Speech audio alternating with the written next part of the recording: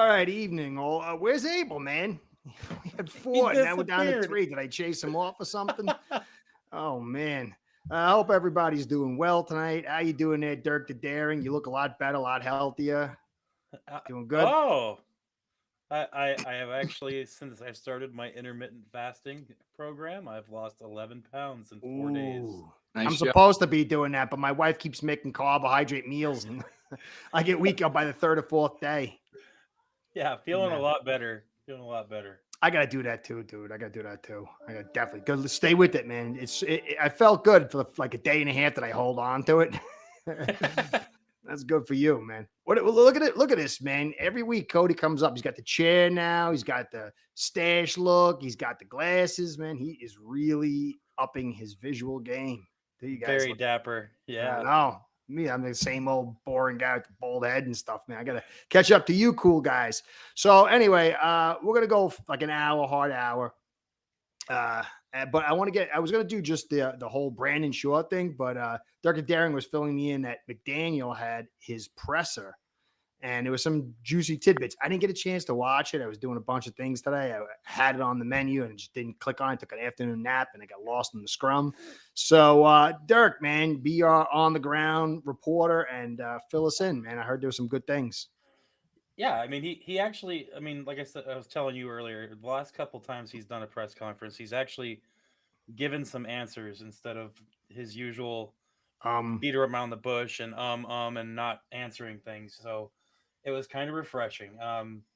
They started out asking him about Tyreek Hill and the whole drama with the peace signs on Twitter. I don't know. And I'm sorry. I don't like Tyreek and I want him gone, but yeah, still don't understand that. and he said if it was something that was real or serious, it would definitely have been brought to his attention. And since nobody had said anything, he's guaranteeing that it wasn't a problem or an issue. Um, so there was that. He talked about the captaincy for Tyreek Hill, and Oh, he I saw said, that bit someplace. yeah, Yeah. said basically if the dude has a C on his jersey in the beginning of the season, then that should tell you that he's done what he can to repair the relationships with the coaches, the staff, and the players. And he reemphasized that the players are the ones that vote for their captains, and if they have him as a captain, that's because they truly feel he has one of the best leadership qualities on the team. Nice. So he left it kind of up in the air for the players, and I think that's probably where it needs to be left anyway. Mm-hmm. He said Tyreek's been very proactive about repairing damage done with the team and the players, and he's been in the building frequently in meetings with himself, with Robert Prince, and other coaches and players. So that's good.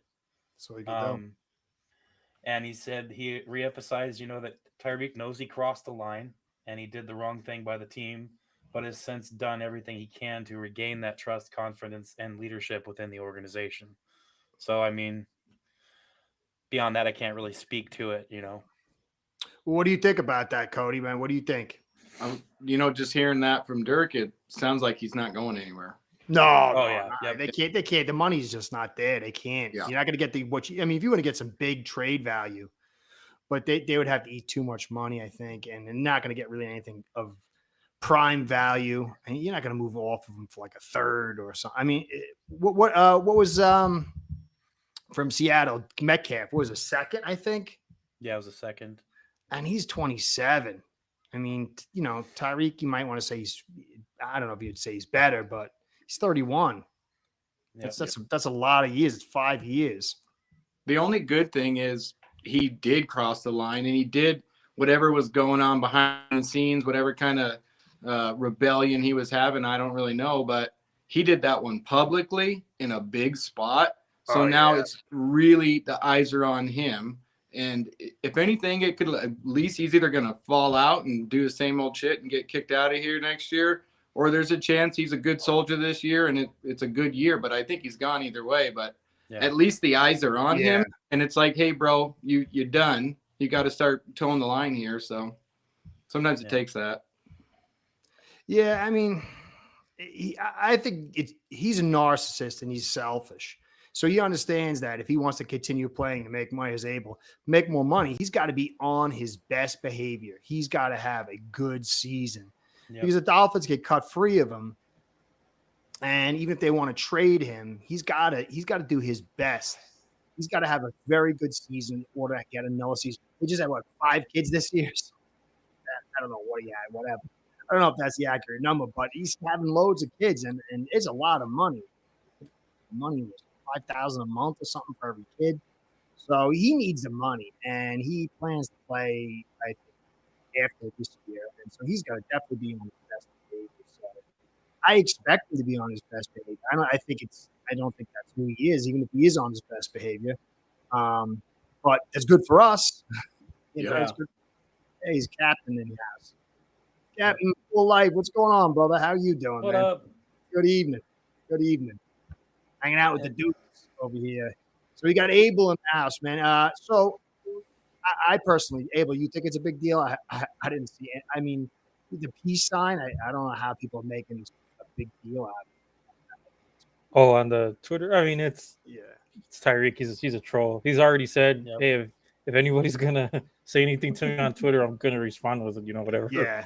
I want to put. But I just didn't understand how to peace, man. What does he mean saying peace? I'm out of here. Is that what they were taking it for? Meaning like he wants you to interpret it however you want to think. If it's him leaving, if it's him saying peace to whoever he's talking to, I don't know. He's a troll. I think yeah. as well. Or maybe that too. Yeah, it's however you want to interpret it. Yeah, I thought it was just like, all right, peace, man. Like whatever you, I don't know. Whatever you say. Maybe I'm not the best interpreter of the peace sign, so who knows? I don't know. I don't think it's mostly a non-story because if he was contractually able to be traded and he had a good season and he didn't have all this drama, I would be like more apt to say, oh, okay, there's something here. But he's pinned himself so bad with the bad attitude, not so great season, and contractually he can't escape. So I just don't think it's a big deal. So what else did McDaniel say there, Dirk? He said that he does appreciate the passion of the fan base, and he understands the strong feelings that they may have and feel a certain type of way about certain parts of the team. And he said that he wants to do right by them and those feelings. And he mentioned that he understands that his seat is hot. And that was one thing I thought was really interesting that he said, look, and it's deservedly so. He said, we finished 8-9 last year. I would expect my seat to feel heat. Oh, that's good.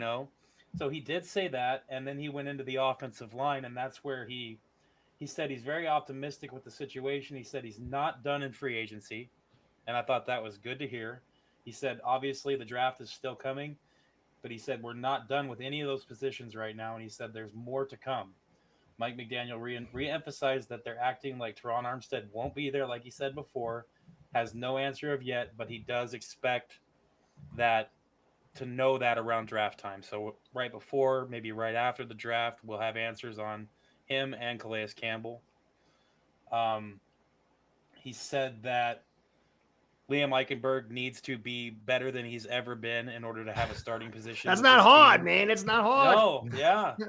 But I think it needs to be said. Hopefully they said that to him specifically as well. Yeah. But he got paid 2.2 guaranteed, so he's on this roster. Right. Yeah. What would be cool is if there is a power struggle between Greer and Mike, and Greer wants Eichenberg in there. That's why he's keeping around. But since it's going to blow up, maybe Greer's on the way out. Mike gives him the finger and says, sorry, I'm not letting Eichenberg start for me this year, buddy. Yeah. Way out. We'll get into all that stuff in a little bit. We'll just keep going with this. Utah Fins fan, he's untrainable. He is. But he's a mercenary. He's greedy. And I think that he'll train himself because he knows he needs money and he wants to keep playing. And I think he knows this is his last year and he's going to be 31, 32 next year. So if he wants to get some kind of real money, he's got to have a very good season, stay healthy, mind his P's and Q's. So I think you'll get the best. You'll get 22, 23 Tyreek. But it's not because, he repented or he saw the error of his ways and he's turned a new chapter in his life. I mean, I'd hope that would be the case. That'd be great, because I don't like the guy, but I hope the best for everybody. I want everyone to do well. But I think from a selfish standpoint, he knows that, hey, if I want to get the money, the cheddar, big cheddar, man, I got to do the right thing this year. So, but he's not a guy. I would never have really signed him. It was pretty obvious. I remember him complaining in the playoff games. I think it was the Bengals playoff game complaining to Mahomes and having an argument because he wasn't getting the ball or whatever. So there was something there. We should never have gone with him. He's a good player. Yeah. And if we didn't have Also, Waddle, I'd be more into it. But him and Waddle together, I thought was way overdone. Too much stuff. Yeah. So anything else? What do you guys think, man? Anything else from the presser there? There was one other thing that I thought was interesting to hear when he was talking. They asked him about Zach Wilson, of course. And he said that Zach Wilson was their very first choice to have for QB2. He said that he likes his attitude, his intangibles, and of course his arm. And he said that this environment in Miami that he brought with his offense and his coaching staff, he said that it has helped Tua so much that he wants to do the same thing for Zach Wilson. He literally said that. So he's hoping that the situation in Miami with his coaching staff and with him, that he can help Zach Wilson take the next step. In the NFL. So, I mean, that's all I got from the press conference. Well, let's stick on that one because that's a very interesting one, actually. Yeah. What do you guys think about that? Am I crazy thinking that there's a chance that we can get this guy playing well in the right offense with the right mentality, put his head on his shoulders and get out of New York, stop seeing the New York ghost or whatever the hell they do to the quarterbacks down there? No, you're not crazy. You're not crazy. He's got talent, I don't know enough about the processing. I don't break down quarterback film to see, can this guy process? I know off script he can do some really good stuff, but also some bonehead stuff. But he's got the arm, and he looks the part. He looks the part, I did like what he said during Zach Wilson's interview last week when he said that, of course I want to win a starting job. So he's going into this. He's going to try his hardest to make this difficult and make a decision. That'd be good. I didn't know. I didn't like that they never tested Tua. Yeah, you want that from your backup quarterback. You want them to want to play. Such an asset. You wind up with Skylar Thompson if you don't get a quarterback like that. Skylar was competent or comfortable sitting on the bench. Yep, and it showed. Happy feet every time he got in the game. So I think though with Sky a little bit, the happy feet was because he's just not to get that ball out at 204 at 77%. That is not easy. I don't care who you got at the receiver group. It takes certain group of a skill set in order to get that out. There's a processing, there's a release, there's being nimble on your platform when you get into your stance to throw. There's a lot. It's not easy. Guys don't have the same release. They don't have the same processing. They don't have the same anticipatory throwing. It takes a lot of guts. Say what you want about Tua, whether you like him, you don't like him. He's got a gunslinger mentality. He throws into some tight windows, sometimes too tight. Yeah. But there's a whole host of things in order to get this out at 77%, 204. And I'm going to go through. I've watched a lot of Wilson play, and he's got a little bit of inaccuracy. He doesn't release very quick, and he doesn't necessarily process very quick. But I don't think that's the death now, because I'm really kind of comping him to Jake Plummer, and that's a good comparison. And there's even if you look at Elway in a sense, Elway was not a fast processor right away. He started out slow, and it took a while. A lot of that was him moving, buying time, and stuff like that. So I think there's a real possibility for him to develop, but I don't know if they're going to have an interchangeable quarterback for this particular style. Throwing it over the middle at 204, plant and throw into the pocket post. I don't know if teams are going to let that happen with the way they use their leverage and call their defenses, unless we could do some things. But I don't know if that's going to. But you can cut the field in half by getting him on the move and using his feet. These are things I think McDaniel could set him up for and develop him. Yeah. So I do think there's possibilities. I'm sorry. What? We were talking about it with Captain D, a couple of weeks ago, where I told him Zach Wilson's ceiling is higher, where we don't know what he's reached yet. like as far as any of the backups we were looking at. But I mean, hopefully he turns into, part 3 of this New York quarterback, Jets crash and burn trains, where Sam Darnold did good in Minnesota, Geno Smith did good, did good in Seattle too. So I mean, what else more? I mean, the real thing that we were all thinking about it this week that I'm sure we're going to talk about right now is, hey, what happened with that kickback with restructuring his contract, or he's not gonna be here next year and he's still getting paid the dead years. It was dead years they added on to void years. No. What did they do? I think they just scheduled it for a payment after the season. From what I could tell, I'm not sure now. What does that tell us? Does that tell us anything? That we need money? Is that it? That's the only thing I could think of, is that it was a money situation. What was? I'm sorry. What was that? Who you talking about? Void years and all that. I'm gonna get in debt. I'll get to that in a second, hon. That was Zach Wilson's contract that Chris Greer went and changed the money that goes into against the cap from $6 million this year. They dropped it to 2.3, and they set aside the 3.7 for next year. But it's only a 1-year contract, right? Right. Ball from Peter to paper, and we're not broke though. We're not broke. There is no cap. No, we have we have $21 million right now. Was everybody on there though? Yeah, everything's updated. 21 million. As of but today. What's the point? What is the ultimate point of that? Of him having to pay Zach Wilson that a lot of people don't want on the team when he's not even going to be on the team next year? I don't know. He loves dead. Yeah. We were. It's a very. Weird, yeah. It is. I think Calais is coming back. You think so? I said it. That's what I think. We'll see. How much I'm they got probably to pay him? but I'm guessing around $8 to $10 million is what he's going to want to play next year. If he earned that last year. Yeah, and he earned that last year. So I'd do it. Right where we're at, rocking a hard place, and we know he's a bona fide stud that's going to go out and play, 17 games.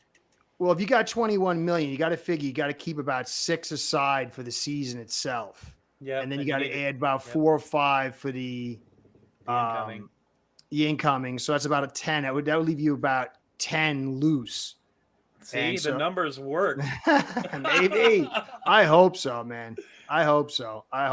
He would be so huge if he did return. I really have a lot of confidence going on this season because he's just a big piece of puzzle. But I'm just not sure because if he doesn't sign with us by the second day after the draft, then he can sign someplace and we don't get a comp. Right. So I think that if teams are probably waiting until that period to sign him because they don't want to, they want to give it, I don't know, maybe not. I don't know. But wouldn't you want to know you had to peg down? Yeah. Before you go into the draft? I don't know. And if he's leaving, do us a solid, bud. Get that deal done before, give us something way out. Yeah. But if he comes back, that means like he believes in the team, right? He's not coming back just to play for you. He would believe in the team actually being a contender if he decided to come back. Is that accurate? Yeah. Do you think that he would believe that? Yeah, I think if he came back, he's trying to win. So he thinks we can win. I don't think he's coming back. I'm not even sure if he is fully coming back because he was saying like his body didn't feel so hot at the end of the season. Yeah. But I think if he does come back and his body didn't feel good and he's going to go through that again, he's only going to do that for a team he thinks can win something. Yeah. And the only reason I would see him doing it is if he's really tight with Weaver and he wants Weaver to look really good this year. Yeah, that'd be cool. That's the only other reason because he's really tight with them. I think that's the only reason he came here last year. So, and let's let me get this. Go ahead. Oh yeah, Bill the line and Wilson will look. Yeah, play calling and weapons, of course. Everyone looks better with a good offense line. He doesn't process fast enough. It'll be easy reads. Yeah, it'll be easy. And the thing, it will be easy reads like Hunter, but he has a much bigger arm than Hunter. Yeah, he can make more throws. Huntley. Hunter. I don't know why I'm saying Hunter. Huntley. He typed Hunter. That's why. That's why. Oh, yeah. It's easy to confuse me with names, dude. All right, good. I was like, I throw those one out. Like, what happened? Am I getting senile over here? Yeah, but he's got a way, way, way, way bigger arm than Huntley. So there's some things that he can do, I think, to expand that because Thing with two is he can't throw those outs. But once you get those deep outs on the table, all of a sudden the defenders have to cover the whole field, and it alters their leverage and it alters their ability to focus on certain parts like those pocket posts. It creates more spacing in that secondary. So, but can he process quick enough? Can he process well enough? Can he release quick enough? Can the offensive line hold up, So, because I think with him, he's not going to get that ball at a 2.04. I think like the quickest he'll be able to get it out is like, I forgot what his time it was, like two something. I think with the Jets, it was really fast his last season. So I just don't think he can get out 2.04 unless you're throwing lots of screens and dump offs. But then that's not. Don't think that's not usually the stuff that's Tua is getting out when he's at his best. So it'll be very interesting. But he'll be able to do things by breaking out on that edge. He'll be able to buy some time. He's way more mobile than Tua, so it's going to be interesting. Yeah. Very interesting. It's honestly, it's inadvisable. Yeah, don't become like the Saints. It drives me crazy that people say there's no such thing as a cap and we're not in cap hell. We're totally in cap hell. You can keep pushing it off, but we'll clearly keep barring farther and farther into the future. Yeah, I love the game. Yeah, it would be great. I would love him to come back and be a coach. Anything. I want that guy to do anything, man. He'll be a cheerleader, anything he wants, man. GM, coach, anything, man. Be our hype guy. I think. Yeah, well, I'm a what? Be our hype guy. Oh, anything. That guy is he is real. I mean, you got to figure, I love Conan the Barbarian. If I could tell all my stuff over here. But Conan was just a freak. He was super fast, agile, and he was huge. He was like a foot taller than everybody where he would walk through just about. But he was as quick as a panther, And that's really the way Campbell is. And he was playing at like 330 last year, which is insane. It was 30 pounds over his weight, his normal weight, and he's 39. He's almost superhuman. He really is. He's almost superhuman. So anyway, guys, want to get anything before we get into the next little phase here about Brandon Shaw little deal? I just want to say one more thing because of the second question that Dirk said about Mike McDaniel. Mm-hmm. One of his comments I thought was really interesting because we're talking about accountability and they don't run the running back or the same isn't good enough. Mm-hmm. Where he had said like he's taking accountability because he made a comment saying, obviously I had more losses than wins that I did last year, so obviously that's not good enough. So I just thought that was a little bit candid where it's a thing where he knows that he's on the hot seat. Yeah. But like, okay, are you really going to keep everything the same way that it is?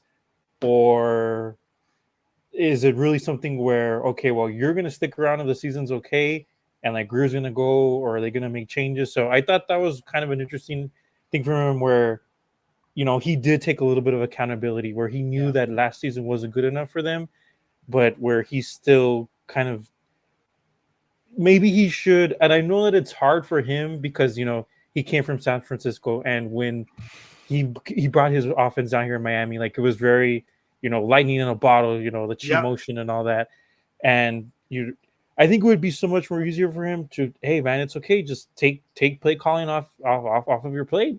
Like you want to be, how you would say, I want to be like on a hot seat like Sirianni. Well, give up the play calling and go be there for the guys to hold them accountable for being late and things like that. Yeah, you did it last year, but be really, really with the players. So I just thought that was kind of interesting for him, where he was more forthcoming and more okay. I want to be on the hot seat this year. Like I do want this pressure, which is what he always tells is his line. Adversity is the opportunity. Is an opportunity. Yeah. So I just thought that was interesting from the interview.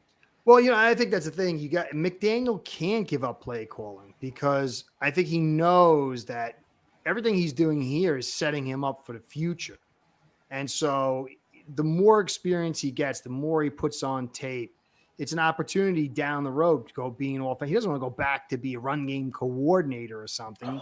If it doesn't work out, he wants to be an offensive coordinator at least. And so if he gives that stuff up, then he's kind of pigeonholing himself into a head coach, and then he's admitting that he's not good enough. And so I think he's kind of laying those two tracks out, like, hey, if it doesn't work here, man, I want to be an offensive coordinator someplace. And every year that I'm doing, I'm getting better, and I'm showing what I put on film. And so it's creating a secondary chance for me someplace else, And That's he a good did, point. Yeah. he did mention too that he's going to be relying on his assistants and his offensive coordinators more this year. He did straight up say that, and I'll give him that too. It was good to hear. He said he's got all these guys with all this experience, and he does. And he said this year he's going to rely on them to get him packages and player packages and things like that to him. That way he can take that package and go straight to finding what he wants to do with it instead of having to come up with all these things as the game is going. So he's going to be relying on his assistants more this year, which I thought was kind of good to hear. Like I said, I don't know if it's going to happen, but it does sound good on paper. Yeah, I mean, yeah, it's kind of, it should have been done already, but you also, Yes. I also understand that he was a run game coordinator asked to OC, HC, and then win immediately. So we'll see, we'll see how it plays out.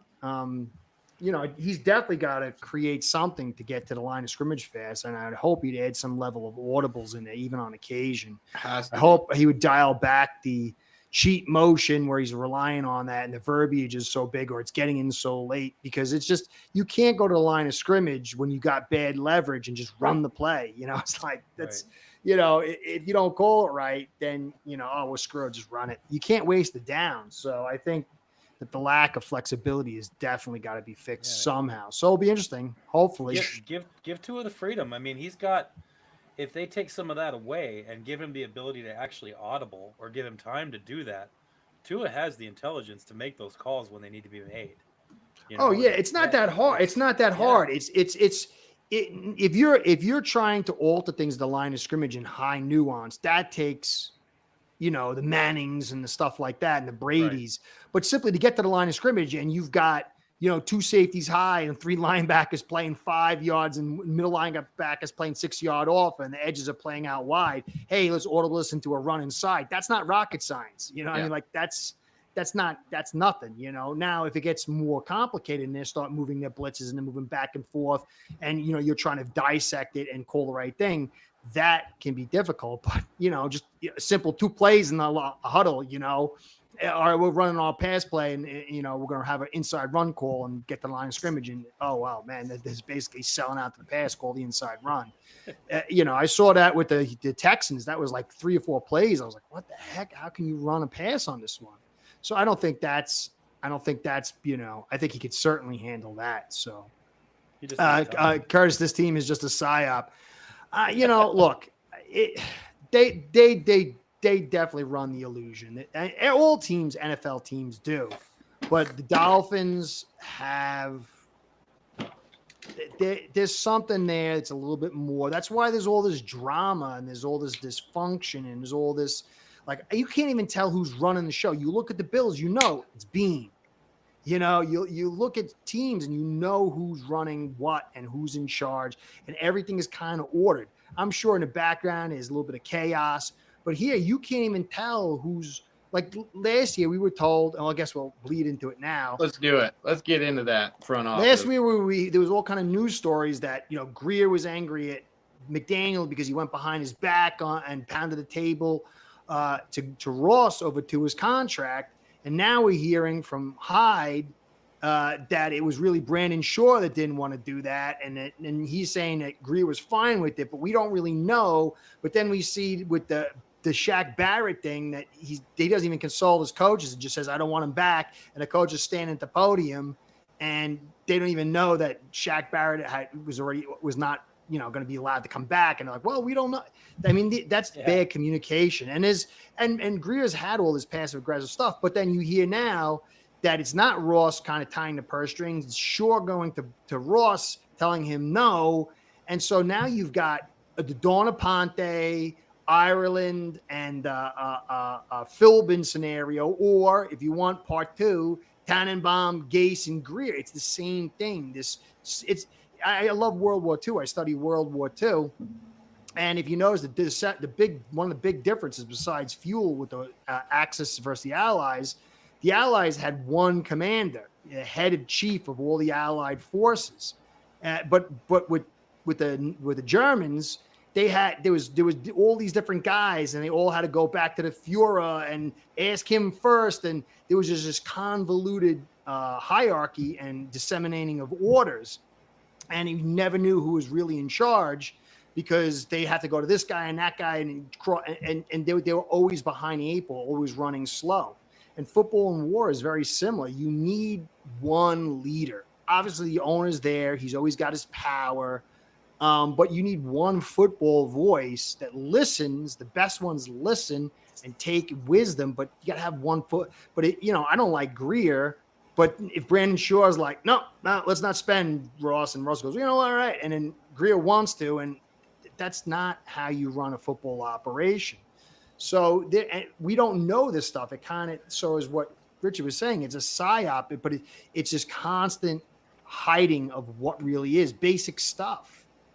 Basic stuff. I mean, when you don't have players showing up to practice, and it gets covered up, and the only reason it gets exposed is because Hill comes out and starts flipping out, and then all of a sudden the stuff starts rising to the surface because all the skeletons come falling out of the closet. There's a lot of stuff going on here that's not what we're told. Even back to Bullygate,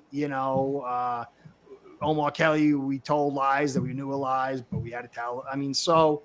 Yeah, I agree. I think all NFL teams do that, but I think there's just a little bit more here, which kind of sucks. You just want, straight line to things, and we need that. So, what do you guys think about? I like Brandon Shaw. I think the guy has the right attitude. I forgot to do that. I'm sorry. Yeah, hit the like button, guys, and if you can, subscribe to my channel. Do all that fun stuff to keep Curtis in the biz. Please, if you like what me and the guys are doing, hit the like button, even leave a comment. I love the comments. I really do. I'm a little tired, so I haven't been getting to all of them the way I want. But yes, please like, subscribe. Thank Nicholas, man. You're the man. You always do the right solid by me. Better than me. So what do you guys think? I like Brandon Shaw. I think that he's really good at what he does at his job. I think he was right to pull the purse strings in. I just don't like the fact that he could do it. Because then that shows that Ross is really in charge, and he's kind of like, I'm not saying he's like Adolf Hitler, but he's like whoever the hot plate on the day is, he's got the extra juice. Maybe it's the head of the the armed forces today. Maybe it's the head of the Air Force tomorrow, and it goes back and forth, and it's constantly shuffling stuff. I don't like that. I like an owner who signs checks and maybe occasionally intervenes on something critical just by saying, hey, this is what I'd like. Other than that, just stays silent. But it looks like that Ross is still doing this corporate processing. If you remember during the Dawn of Ponte, he said that's the way he wanted to run the team, with separation of powers and a whole corporate structure where everyone's kind of contributing. And I don't think that freaking works, dude. What do you guys think? What would you think Ross would be doing if he's trying to replace his GM? He would have to start pulling the strings, right? Yeah. I mean, trying to get rid of your command right now. So he's got to pull the, hey, we don't have any more money card. Make sure Greer doesn't spend anymore. He's on his way out. I mean, I'm just really getting my hopes up here and reading so many different tea leaves with McKenzie leaving, and we have Marv Allen staying. You just think, okay, it wasn't him just jumping ship. Like maybe he knew he wasn't the next guy in line, so he's a little pissed off. I don't know. I'd be fine because if you look at oh man, I forgot to. Oh, so I got to get that. Someone had a great comment on the podcast I did today. Hold on a second. Let me find this little statement he had. He put up a really good. I was supposed to copy and paste and bring it up here, but my old man nap in the afternoon, I forgot to do it. Hold on a second. I took the old man nap. It was a hard one too. I woke up with like drool on my face. It was terrible. There you go. So it says Brandon. It was Mick Rat 10. Per Dolphins page, these are all Brandon Shaw's job description. He's got quite a bit of on his plate, another guy that knows business, but not football players. From the Dolphins page, Shore works directly with the general manager, Chris Greer, and head coach, Mike McDaniel, on all aspects of football operations. He oversees football administration, team and training facility operations, video, football analytics, equipment, athletic training, and team security. He also serves as a team's lead negotiator for player contracts, manages salary cap and club compliance with the NFL's collective bargaining agreement, and acts as an organizational liaison on labor relations and league matters. In addition, Shore oversees the club's human resources, information technology, business administration departments, as well as the Hard Rock Stadium crew. Man, this guy's got a gig. Dude. Yeah. Sounds like he does about 80% of Chris Greer's job. Yeah, so, I mean, look, I don't care if it's Brandon Shore who's in charge. And he gets a football guy to run, the drafts and the team build or whatever. But I just want one guy who's in charge, and it's not Ross picking and choosing on the day from 4 different guys who's in charge. So if Brandon Shore was going to be the de facto leader and the GM is just going to be, because sometimes they have GMs that are like that, where they're not like a Brandon Bean type guy. Fine. I just want one guy. And you got Marvin Allen, you got Champ Kelly here. It's just too many voices, though. Like, unless it's structured properly and Ross is just going to one guy, I don't like it, but I do like what he's done. I do like that. Obviously, this guy is one of the best in the business as far as structuring things. He deals with football analytics, so he's got to have, he doesn't understand. You look at him, the guy's never played football a day in his life. He's probably never even thrown a football back and forth with somebody. But if at least he's got football analytics and he's dealing with informational technology, you can use AI and get a lot of stuff out of that. And if you work in cooperation with a person that really understands the game, then I could see him being the head honcho. But we just certainly need one head honcho. Yeah. To Larry's question, good question, Larry. Why would you pull the purse strings but keep Greer around? I think to do a shift change, it takes timing. And we're really close to the draft. Yeah. And I think this team is next year, a lot of big decisions can be made. And they left that open there's some Tua decisions. There's Tyreek decisions. There's going to be a whole lot of free agents we picked up this year that we have to decide if we want to keep. It looks to me, and I still want to see him maybe draft a quarterback, but it really looks like they're not just going to pull the string right out from Greer. They're going to do a soft, maybe he respects the hell out of Greer, even though he hasn't done a good job. Who knows?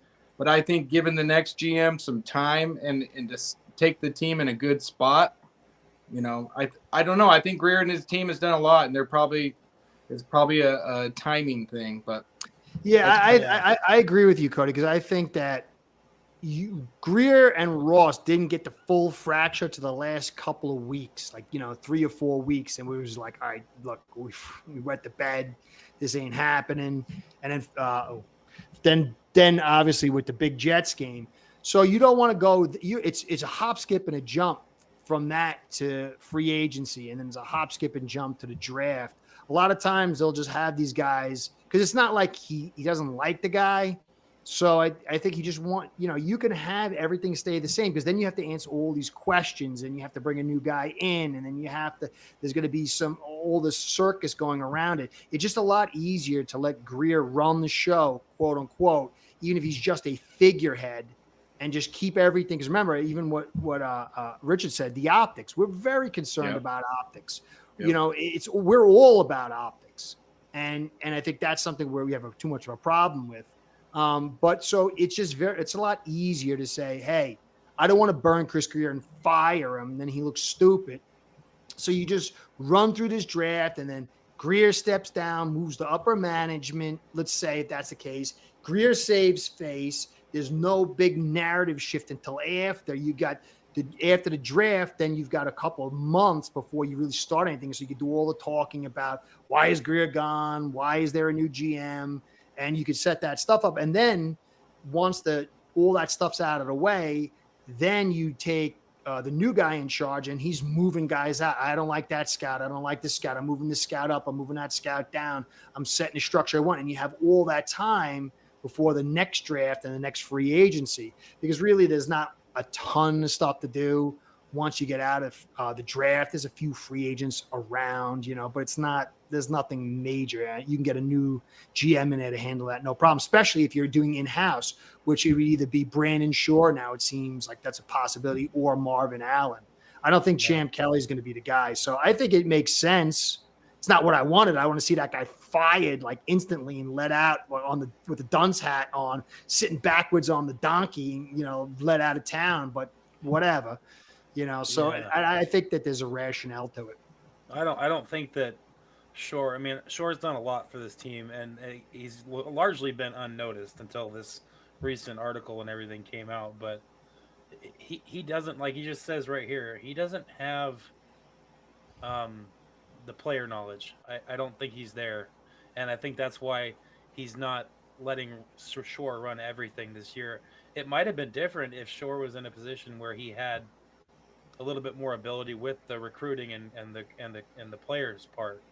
But since he doesn't, I think this is, like you said, it's a soft kind of gradual type of thing where Shore's likely under instruction from Stephen Ross. Hey, don't give this stuff out like candy this year.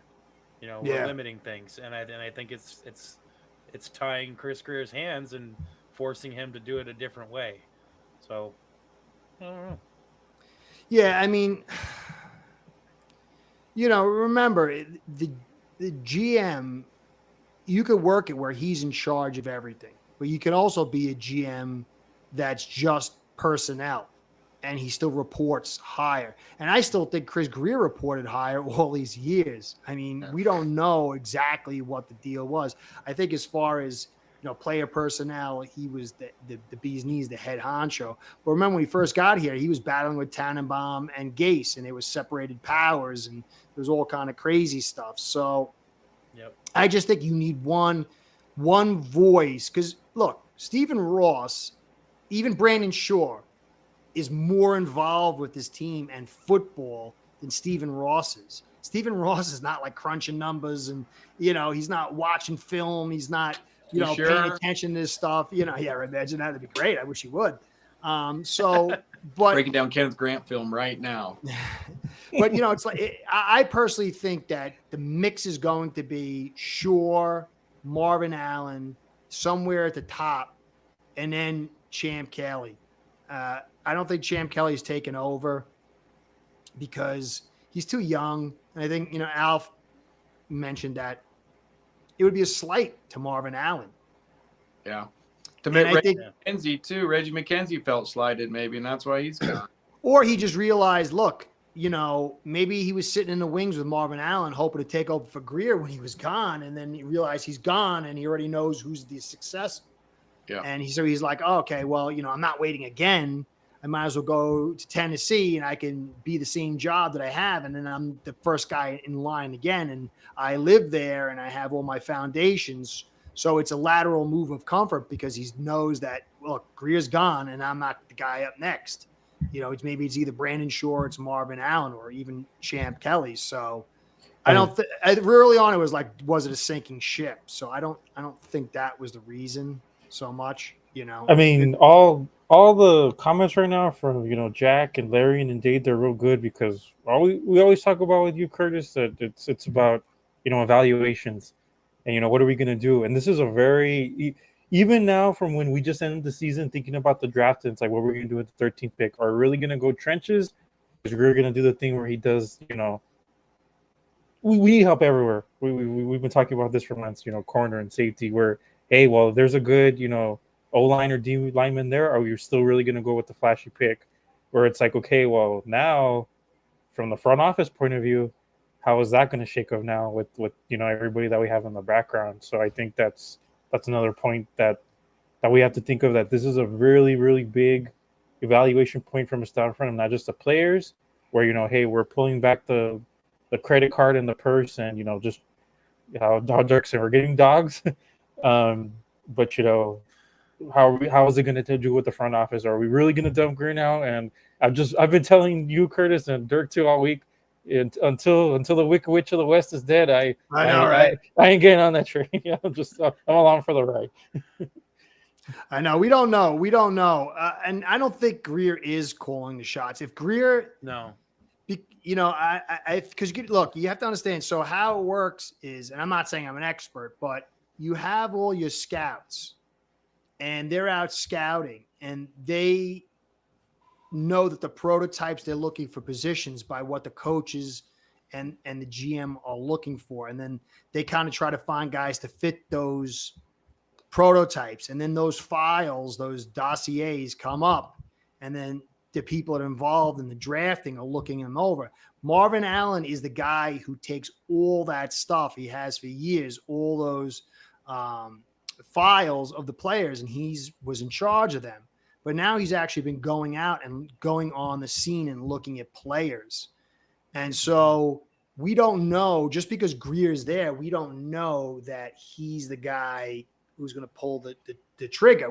Heck, we don't even know if he was the guy all these years. We heard it was Flores, it was Gase, it was McDaniel. We don't even know that. So he's the guy who found Mahomes, right? Or he's found the Mahomes two and Allen. Mahomes and Allen. Found Mahomes. Okay. And so it's interesting because he has a clear prototype as far as what he wants for a quarterback. And Wilson is kind of like that prototype. And Dundee Dolphin, we wouldn't even have a show, bud. We just have to speculate, man. We got to speculate. I know, right? We're reading tea leaves, though. We're not just pulling stuff out of our rears. No. Oh, so let me say, where's Steve? Let me say hi to Steve. Steve. He's in there. Where is it? Steve told that story about a sergeant called Steve Molly, and I really can't see his name for anything else now. Malloy, Steve Malloy. Hey, I'm having Steve Malloy on Thursday with me for my live. I'm gonna do an interview with him. So guys, come check us out there. Steve's gonna be on. We'll be talking football and doing that interview on Thursday. So come check us out there. Look at that, Steve. You see, I remember to do it. That's baby steps. That's baby steps, brother. Put the link. Put the link in the description, Curtis. When it's gonna happen. Oh yeah, how do I do that though? Because I always I didn't set it up already. I should have set it up.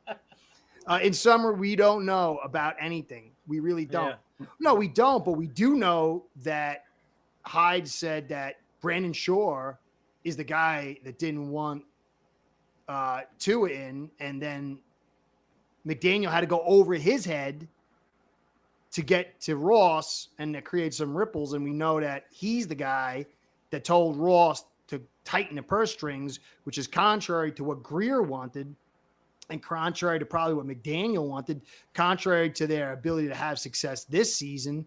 So that's tangible stuff. I mean, no, we don't know exactly what it all means, but we know there's something going on. We know that Marvin Allen just gets the files of the players, and now he's out scouting. We know they got guys like Alf saying something's going on in the background where McDaniel's getting, number one status. And whether it's true or not, there's a lot of smoke. And so this is not just, Hill throwing up a peace sign and then us building up off that. There's for Brandon Shore, the money guy. And we've had we had Dawn Aponte do the same thing. We had Tannenbaum do the same thing. We saw separations of powers. This is the third data point. That's a trend line. So clearly we have a construction of the powers that be is not like most NFL teams where you have separations of powers and you have the owner kind of picking and choosing among these guys at different times to set the direction and vision differently. And that's an uneven build. And we've got two documented cases, and now we're on the third. So I don't think it's a nothing burger. I think there's clearly stuff here to talk about it, but it is conjecture. That's fair, but it's not, total fantasy. It's not like we're in a phantasmagoric spin on information, just making stuff up. So I think there is something to talk about. Certainly more than the fingers of Hill over there. Yes, Steve. Go for it, brother. Right here, Richard Keys' last comment says, when was the last time somebody took responsibility for this team's failure? Today, Mike McDaniel took a large portion of that responsibility. Just today in that press conference. Nice. Mm-hmm. He sure did. So there's been a few instances of that this year, and I'll agree we haven't seen much of it at all in the last few years. But this year, there's been some instances of people, coaches, players taking responsibility for their parts in this. And like Indade said, sometimes minimizing resources forces more prudent and creative ways of improving, opposed to just overpaying and screwing up the cap. And I think that's what we're seeing this year. We're That's seeing a a good. different approach. It might not be Well, the approach that we want or dream of, but it's well, a it's way the to right try and- approach, but it's the okay. So if you are limiting resources to a season, then you're limiting the potentiality of that season. And why do you do that? Because you're Future. you're looking to the future. Yep. And so if you're coming off a season that's an underperforming season after vast assets have been rallied to try to find victory, and then you have people talking about, even Greer saying we have expectations to win, and it's critical for us to win the season and have success. And then you have somebody who's outside that we haven't talked about come in and say, hey, no, that's not what we're doing. We're going to limit resources and we're going to limit your potentiality. That's a little something different, and that means that Ross is looking more to the future than now, and somebody other than the coach and the head coach and the GM is intervening and saying, no, let's not focus on this year. Let's focus to the future. That's juicy stuff, and that doesn't really happen too often, right, in the NFL. It's happened more here than anywhere else, but that's not that's not normal protocol. Sometimes minimizing resources forces more prudent, creative ways to improve, of course, but it also makes the job more difficult. So obviously, yeah, but it makes it more difficult. And these guys it's not like we have a team that's stacked. We're missing starters. We're missing depth. We've got lots of holes, a lot of marginal players. And we're going into a season where teams are getting better. And this is a very difficult conference. And to me, I think Patriots are becoming difficult as well. The division itself is getting tougher. So, this is, if we're talking about Greer's got to prove himself and McDaniel's got to prove himself, and you're minimizing the opportunity and the assets, you got to be more creative, but it's way more difficult. So, I think it's the right way to go if you're looking to the future. But if you're trying to prove yourself this year, man, it's getting a lot harder. And these guys have struggled when they had 3 first-round draft picks and multiple first-round draft picks the year after that. And they had all the talent. They still couldn't put it together. So if they couldn't do it with all those assets, how is it going to be with them restricting? I think it's better long-term, but clearly, there's a lot of pressure because, as Richard was saying, we care. I mean, all teams care, but we really care about optics because we've had so much dysfunction. And so if you come out and you limit their opportunities and this team flops, just imagine the narrative and the burden on Chris Greer and Mike McDaniel going to next season, even on Ross. He's just he raised ticket prices and then he nosedived. Yep. So there's a lot going on here, and everything with football is very well thought out. Sometimes I wonder that Miami, but it is. And so there's something going on here where the vision is being pushed to the future. Now, does that mean Greer's in that future? I don't know. Just to take that, Curtis, real quick, just because of Richard's last comments, like we're talking about it more deeper where at least Mike McDaniel is having at least a little bit of accountability, where from Chris Greer, we've never, ever had that. And if you all have followed Curtis, which you all do, we know that guy does not fall on the sword at all for anybody. Oh, no. It's never his fault. That's what we're trying to get to, or, just make it seem, hey, well, if Chris Greer came out at the end of the season and said, hey, we're totally changing things up, or this offensive line is not good. And if Eichenberg is not on this team right now, we will all feel at least, really, really good about better than the position that we're in currently. So I think just that's what Dirk had meant about, hey, Mike McDaniel did have a little bit of that accountability today, which, I mean, at least somebody has it, other than the players. Yeah, I mean, you can go look at Richard. Go look at it on the Miami Dolphins page. It was his last press conference. Just today, he said it. So go check it out, and then you'll see it. Yeah, I want to hit this. Look at the Hill move. Dolphins had draft picks and cap space, so they made the move, but the fundamentals weren't addressed. Now Greer and Co. can't just make a move like that. Well, that was a mega move. They could never do that. They'd have to sacrifice this whole draft. That was a terrible move, for many reasons. But they're not even talking about that. They're talking about, hey, shifting another 10 or 20 million so you can get a few extra free agents. They could have got that mortgage farther in the future. But I'm not even talking about mega moves. I'm not even talking about a Chris Greer mega move. I'm talking about really stocking up your roster was because you're coming. I said in 22 and 23, these were the prime years. 24 was going to be a down season. Maybe you could put it off to 25, but certainly 25 was going to be the strip mine because of all the players leaving and stuff. I've been saying that for years, and I had people say, no, there's no cap. And even Omar Kelly talked about the cap box. It was here. That's why you saw Hunt leave and Van Ginkel leave, and but we were bearing the burden of a bad Chubb move and a bad Hill move. But what we're seeing right now is we've got a bunch of guys with 1-year contracts.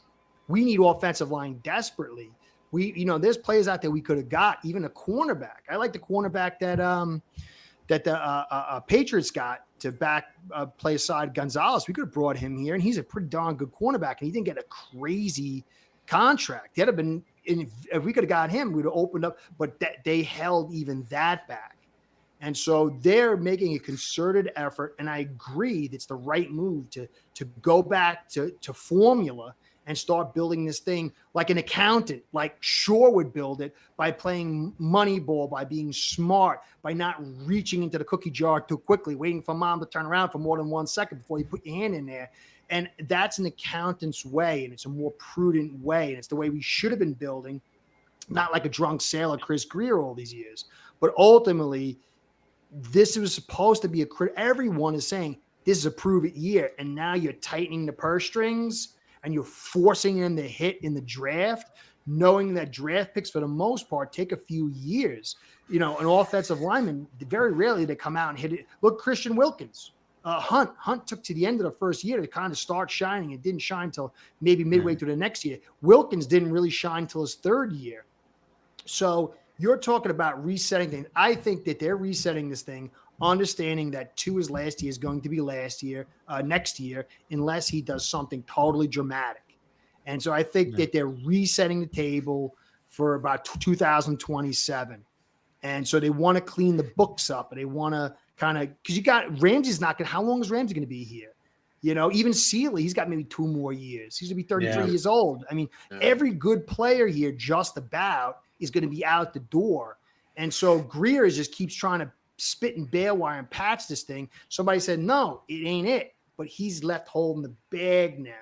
And if we collapse this year or underperform, somebody's got to get that responsibility. And maybe Chris Greer is falling on his sword to take it. And at the end of the season, maybe they get rid of him and say, hey, look, it didn't work out, and now you got your guy who's going to take the rap, and then somebody else can step up. I don't know, but that's my take. I'm going on too long. What do you guys think?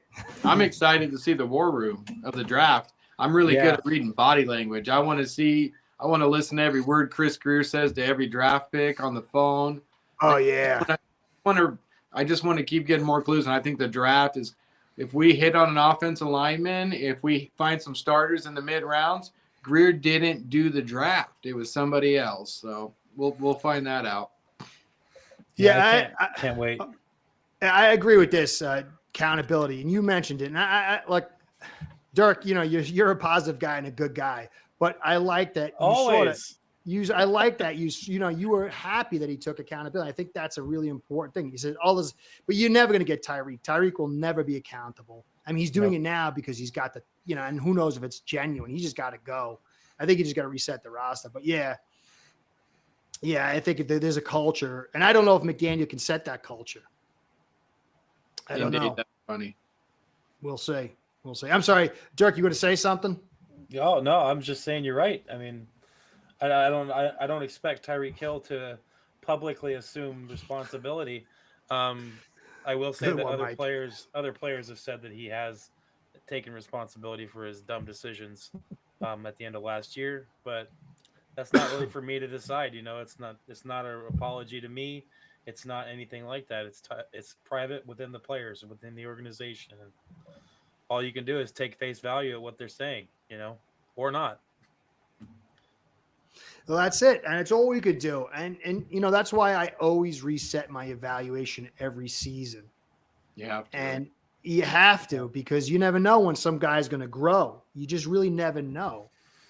So we're stuck with our team. It's like, I get frustrated with them. It's very tough being a fan and covering them when I know things aren't hot to trot, but I love them. I'm never going anywhere. I mean, like, I just can't. I can't, to the end, it's like, how could you get off it after all these years? It's like, I'm waiting for that sweet taste of victory. I don't care. I'd rather go to the grave than, jump ship. My luck, I jump ship in the very next year they win. And so, I always keep that in the back of my mind too. I know my luck, man. I might even be the black cat for this team. So maybe I should, I don't know. Oh. But so we just got to let's see how it plays out. Like, I do think Mike McDaniel has flaws to his game, but I think he was set up poorly. I think Tannehill wasn't a great quarterback, but he was set up poorly. I think Tua's got a lot of issues, but he was set up poorly. We're constantly set up poorly, and we never know what their capabilities are. So we got to go through the season. The purse strings have been pulled tight. They've got to make do with less. Let's see how it plays out. It's not going to be easy. I do think the Patriots are going to be tough. I don't think they'll beat us, but maybe at home they might, and so we're going to have to earn we're going to have to earn it this season. And that's good. All I care for is Chris Greer getting fired. That's all that I want more than anything.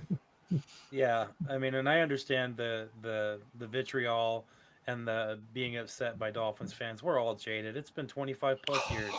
I get it, but the way I look at this, and people always call me the hopeful Dolphin fan, it's because what can I control? I can't control any of this. All I can control is my attitude and my point of view. And I choose to try to be as hopeful as I can while staying logical, not just being, we're going to be with the Super Bowl. I'm not going to do that. But if I stay a little more hopeful and a little more positive, it makes it a little easier to trudge through this. And is this an ideal situation? No, definitely not. But could it be worse? Yes, it could be way worse. Oh yeah. And I'm choosing to look at it from a positive side. I know a lot of people don't, but that's how I do it. Yeah, I try to be pragmatic, and I find my enjoyment is just the evaluations. I've not believed in this team. I started covering them in 2021. I knew they weren't going anywhere in 2020. I heard people say, "You're not a fan. Get on board or get off." That was 21. 22, we're going all the way. I said, nah, I don't think so because of this, that, and the other thing. I said, maybe, there's some interesting things here. Then 23, no, this is our year. Look what we got. Da, da, da, da. I said, well, some of the same problems. I don't know, but all right, we'll see. 24, we're going. I said, no way, no. No. So I've known we're not going anywhere, but I'm fine with that because it's the evaluation. Because it's just got to enjoy the game itself. Game of football, enjoy what you can because it's all you got. Your chances of you winning a Super Bowl is very low. There's so many teams that have not won Super Bowls, so you just got to enjoy it. The biggest problem for me is Chris Greer. He's just such a rat, fink, snake, and incompetent, and he's so bloated over his self importance and how he thinks he's so smart. It's almost so. If he's out of the picture, that alone would put a smile on my face for 2 to 3 years, whatever, come what may. So I don't know. Whatever. We got last one. Dolphins ain't that bad. All these other teams that are successful have good trenches. What babies trying to win without them, like Dolphins. Teams nowadays are soft, needing O-lines. Yeah. He's in my camp. So anyway, guys, any final thoughts before we get out of here?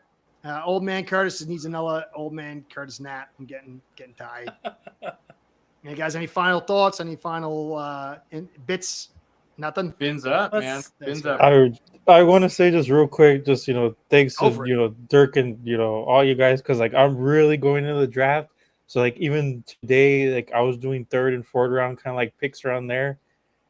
Dirk, I got one guy from you that was pretty good. I'm gonna do into your other draft mocks a little quick, but Shamar Turner from Texas A&M, the Yeah, defensive yeah. tackle, he was pretty good. I liked him, but I want to say I got this one from fins.com. This guy, the cornerback, rest in peace to the Black Mamba, but this guy's name too is Kobe Bryant Yep. from Kansas. Dude, that guy, oh man, I think he'd I'll be check him great. I'll check him I out. was like, whoa, that guy was really good.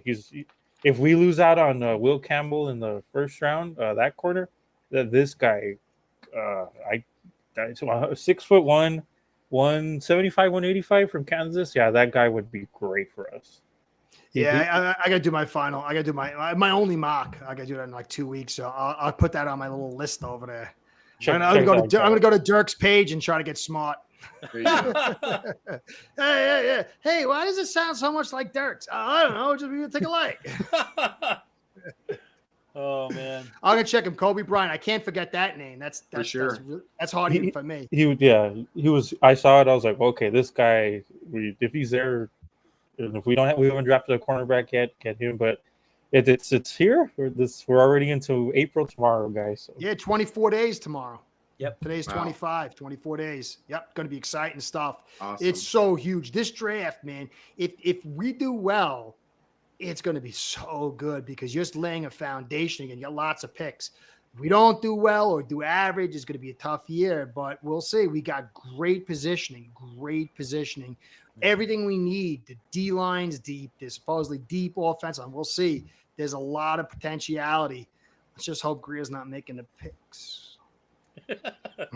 All right, guys. Thank you. Dirk the Daring, you're the man. Abel, always great. Cody, you are the looker of the crew now. I'm kind of Trying. jealous. Trying. I'm gonna wear a wig next time and grow a stash and put some color in it and get some cool glasses, a new chair. To keep There you up. go. That's all you need. Everybody in the comments, thanks for putting up with us, especially me. I appreciate all your comments, agree or disagree. Guys, catch me again, Steve Malloy, on 7:45 on Thursday. Like, subscribe, and the whole nine. Catch you later. Curtis and Abel and Dirk and Cody say fins out, fins up, all that stuff. Come on.